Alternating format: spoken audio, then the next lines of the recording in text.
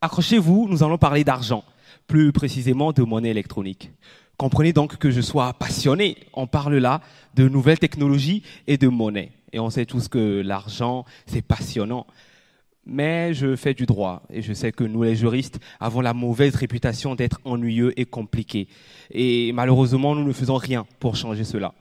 Vous voyez par vous-même, nous définissons la monnaie électronique comme étant une valeur monétaire stockée sous forme électronique, y compris magnétique, représentant une créance sur l'émetteur émise contre la remise de fonds aux fins d'opérations de paiement.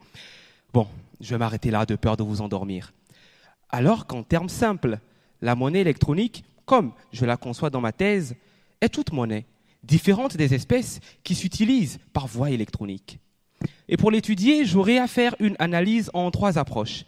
Primo, l'art principal, une approche juridique, afin de voir la manière dont le droit s'occupe de la monnaie électronique. Secondo, une approche bancaire, afin de voir la manière dont les banques s'approprient la monnaie électronique à travers leurs moyens de paiement, comme la carte bleue. Vous voyez cette carte qui, d'ailleurs, n'est pas souvent bleue, et qui permet de faire des achats sans espèces et même à distance. Alors, comme je l'ai fait pour cette veste. Vous vous dites certainement, belle veste, Zara, 115 €. Non, Primark, 9,50 € et il n'était même pas en promotion. Alors oui, j'ai dit que je travaille sur la monnaie électronique, je n'ai jamais dit que j'en avais. Et enfin, une approche sociologique, la plus intéressante d'ailleurs, car elle consistera à analyser la conception de la monnaie électronique dans la société européenne, et particulièrement française d'une part, et d'autre part dans la société africaine, et particulièrement ouest et centrafricaine. Si vous vous demandez pourquoi j'ai choisi l'espace africain comme élément de comparaison, la réponse est simple. Vous l'avez certainement remarqué, je ressemble plus à Kirikou qu'à Mak Pokora. Et je ne suis pas africain que de couleur, mais surtout de culture. Et je peux vous affirmer que la culture de la monnaie électronique en Afrique est différente de celle en Europe, en raison de ce qu'on appelle un faible taux de bancarisation.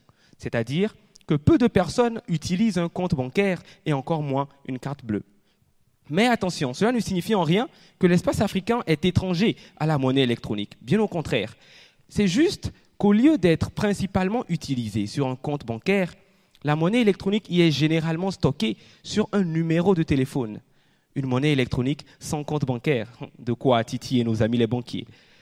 Ma thèse me permettra donc de m'enrichir en connaissances, bien évidemment. Car les comparaisons que j'aurai à faire me conduiront à analyser la véritable nature de la monnaie électronique ainsi que la manière dont elle sera d'une importance capitale dans l'avenir. Mais j'avoue au fond que je ne dirais pas non si la monnaie électronique s'invitait un peu, parfois, souvent, sur mon compte bancaire.